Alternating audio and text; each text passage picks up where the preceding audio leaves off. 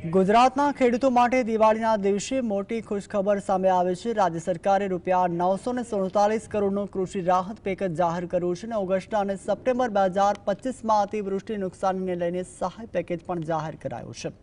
પંચમહાલ, કચ્છ, વાવ, થરાદ, પાટણ અને જૂનાગઢ એમ 5 જિલ્લાના 18 તાલુકા માટે રાહત પેકેજ જાહેર કરવામાં આવ્યું છે। આ 18 તાલુકાના 800 ગામોમાં જિલ્લા વહીવટીતંત્રે સર્વે કરી પાક નુકસાનીના અહેવાલો પણ મેળવ્યા હતા।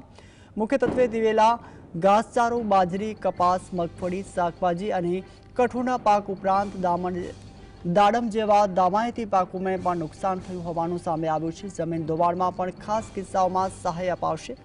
ભાવનગરમાં કૃષિ મંત્રી જીતુ વાઘાણીએ ખરીફ પાકમાં નુકસાની માટે 563 કરોડની સહાયની જાહેરાત કરી છે।